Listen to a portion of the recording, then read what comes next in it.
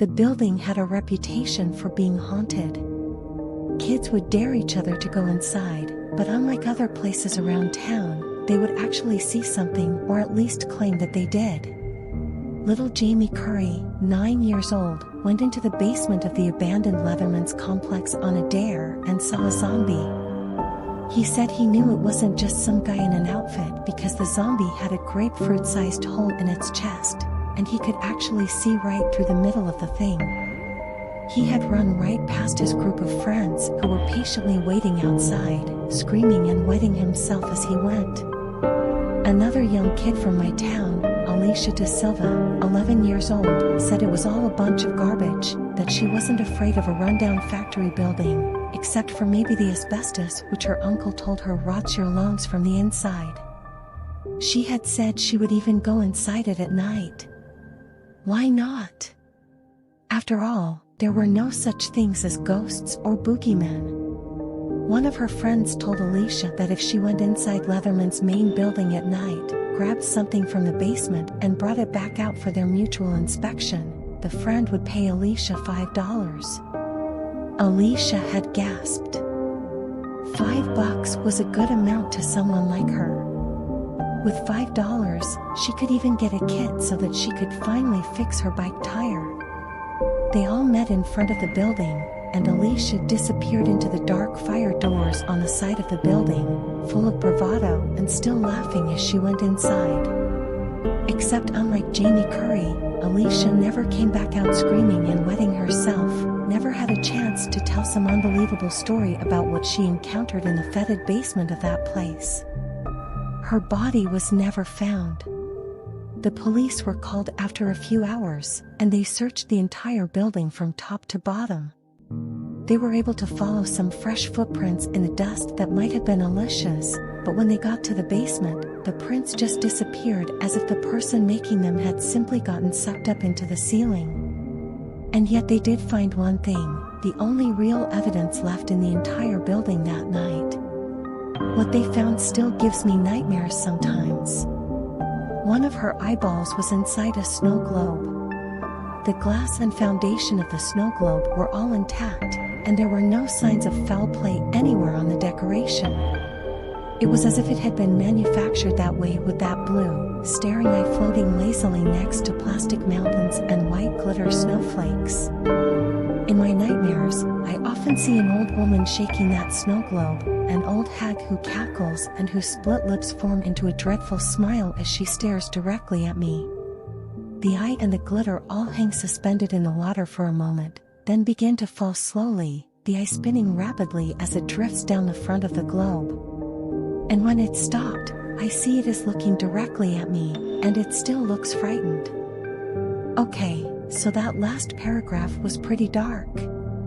But what I'm trying to communicate is just how terrifying that place is. The kids in school know what's going on, though, at least in a general way.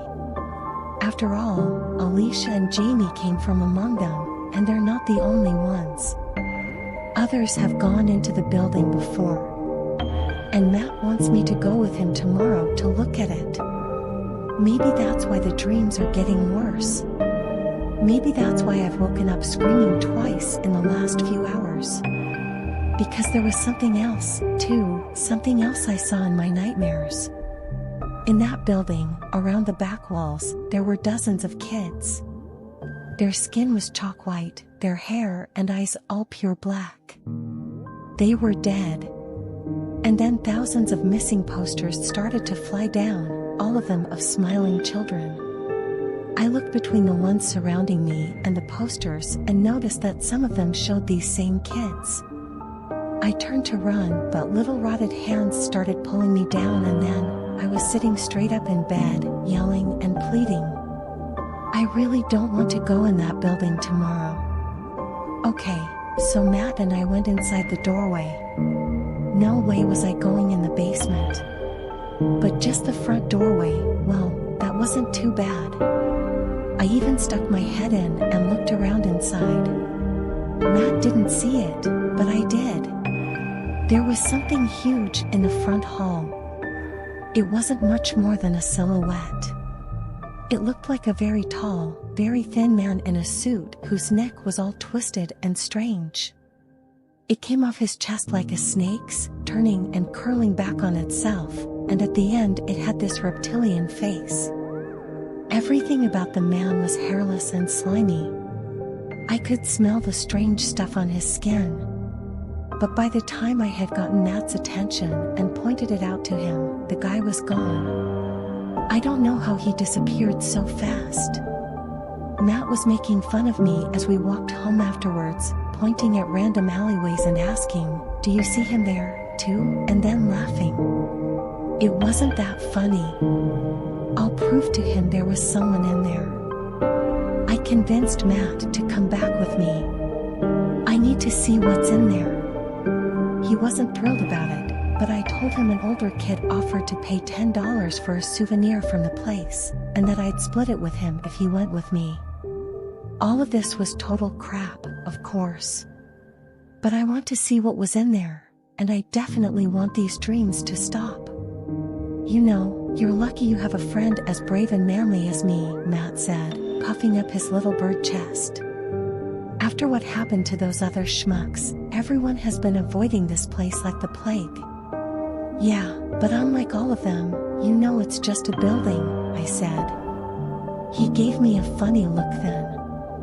"It's just a building, but you know something actually happened," he said.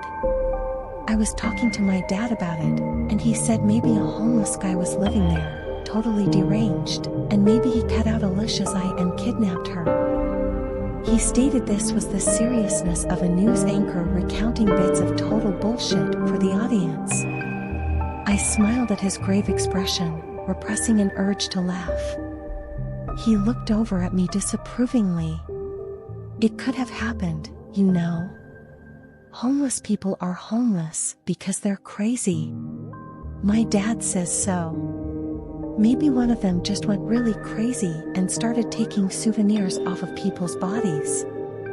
"I guess," I said. We were most of the way through the old industrial part of town now. Shuttered factories and condemned buildings stretched out on both sides of the street. A fat, limping raccoon walked lazily out of a nearby alleyway. He gave us a sideways glance, stopping for a moment, then kept on maneuvering his round frame forward. Something that Matt had said had given me pause. "You know," I said, "it's kinda weird that we don't have homeless people out here. We have all these empty buildings, yet most of them camp out on the sidewalks on Main Street. I've never seen a single homeless person sleeping in one of these buildings, and I've never seen one even close to the Leatherman building. It's like they have some sort of sixth sense to avoid the place." "Clearly they're smarter than you and me," Matt muttered. We were walking past the rusty metal chain link fence around the property. He looked pale and his eyes were wide. "Are you sure you want to do this?" Right then, my instinct screamed at me to run. "Yes," I said simply, walking in first, taking the flashlight out of my pocket. "I need to know. For sure. Either way, I'd like evidence. Either it is my imagination, or something supernatural actually exists within and around this building." An old, musty smell permeated the huge hallway. I looked up and down it, wondering what was missing. Then I realized it had no graffiti. It had to be the only abandoned building I'd ever been in without tons of graffiti scrawled on the inside. In some places, the walls had begun to buckle, and whole sections were crumbling and coming down. Farther ahead, the ceiling had collapsed inwards, blocking half of the main hallway off. Downstairs, lights started turning on, and the entire building started to come to life. I looked at Matt, who was looking dazed. "Bro, what the hell is that?" he asked. I had no idea. "Someone's in here with us," I said. "Let's go check it out." He looked at me like I was insane. "Are you mad? What if it's cops? What if it's tweakers pulling out all the metal? We'll be quiet, and just peek around the corner," I said. "I think we're meant to see this. Don't you want to know what's going on here?" He scowled. "I'd much rather get home alive," he said, but he followed me reluctantly. There was a rhythmic hum coming from the floors now, as if machinery were coming to life. A sign, dirty and covered in spiderwebs, pointed to a staircase on the right. I looked down it, seeing bright light flood into the stairwell corridor, despite the fact that there was no electricity running to this building. We started down the staircase to the basement level. There was a smell of ozone in the air, a cyclical rhythmic humming that popped and buzzed. I took a deep breath, wondering what I would see down here. Then I poked my head around the corner. There were conveyor belts stretching against the basement, their legs embedded into the cracked concrete floors. Beams and pillars ran up from the floor to the ceiling every 10 feet or so. And it looked like there were countless workers just sitting on each side of the conveyor belts, sitting in crooked wooden chairs with splintering legs and backs. But it was the workers who caught my attention most of all. They looked strange. "Does something look off to you?" I whispered to Matt, who had been standing behind me only a moment earlier. But I got no reply. I figured he was too engrossed in the bizarre nature of what we were seeing to respond. The workers, if that's what they were, looked blurred, as if in an overexposed picture with a long shutter speed. Their skin appeared to writhe and crackle, some of their heads constantly turned from side to side, and their limbs, all of them appeared to be missing limbs. I saw pale, white bodies without arms, without legs, even without heads, but they all still continued working in unison, moving in that jerky, blurred way. "Jesus, Matt, do you see?" I asked suddenly, my eyes widening. "Do you see what they're doing?" I looked forward in horror as I saw human bodies roll down the conveyor belts. The people were still alive. They were naked, many of them crying and covered in blood. As they passed by the workers, the blurred hands quickly took pieces of their skin off. Glistening sheets of it were raised by other workers walking along between the lines, and they would give an admiring look at the large pieces of skin, smiling eerily as their heads writhed from side to side and blurred in my vision. And I saw the kids from my dream, the kids from the missing persons posters, all in the corner. They were huddled, emaciated, with wide, staring eyes. They trembled and cowered as some of the workers came over to grab them and throw them on the belts. I turned to get the hell out of there, and that was when I realized Matt was no longer behind me. I caught a glimpse of something dark and massive moving at the top of the stairs, disappearing around the corner. I was alone. I know I should have stayed and looked for Matt, but instead, I ran. I got out of that place and went home and hid under my blankets. I thought 13 was old enough to deal with this, but it has gone way beyond what I thought. Matt's parents are calling. My parents stand at the bottom of the stairs, my mother holding the landline in her thin hand, my father looking disturbed. They tell me that Matt is missing, that he never came home last night. What should I tell them? Certainly not the truth. If I started talking about the things in that building, I would be forced into a psychiatric ward before the week was up. The police stopped by and asked me a few questions. I told them all straight up lies. No sir, I haven't seen him, and I have no idea what happened to him. But what else could I say? That he was taken by something from a nightmare? I have to go back. I have to try to rescue Matt. I shouldn't have ran like I did, but seeing those things cutting up people like that, it scared the shit out of me. Tonight, once my parents go to sleep, I'm going to sneak out, and everyone will think I'm a hero if I bring him back. If I don't, I'll probably end up as just another stupid missing kid who ended up way over his head. I went back. I made it out, but I think they're coming for me. There was something in the basement.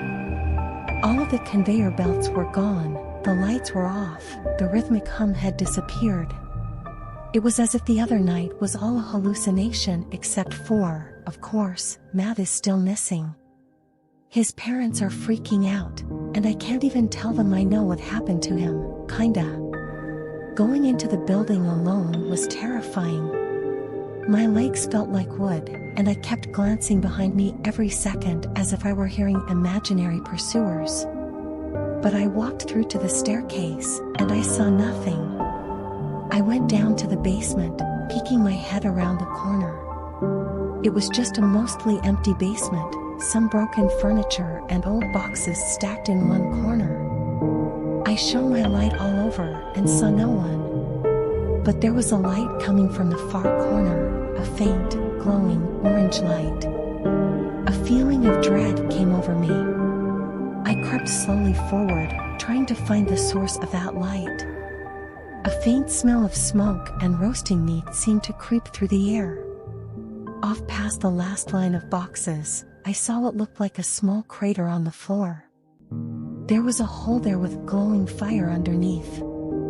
Cracks spiderwebbed out from it in all directions for a few feet.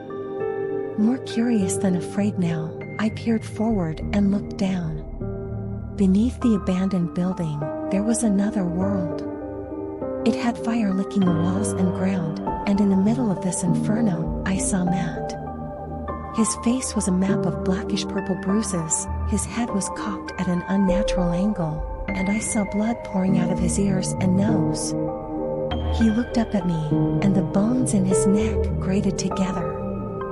I saw his spine was broken, and his entire throat was crushed inwards. "Help me," he croaked. "You brought me here, now help me. You can't leave me. They'll come for you next." All around him, I saw hands reaching up, the pale, jerky hands of those strange workers. They grabbed Matt and dragged him back down to the fire. I saw other horrid creatures in the flames, some laughing and insane, others shrieking in agony. Large, black insectal silhouettes moved through the smoke and flames. And then, like one, they started coming up towards the hole, coming up to the building where they would be free. I ran then, and I never went back. I know now that Matt is dead. I can't sleep. Every time I look out the window, I see shapes in the front yard, blurred humanoids with missing limbs, hiding in the bushes and trees, and constantly inching closer.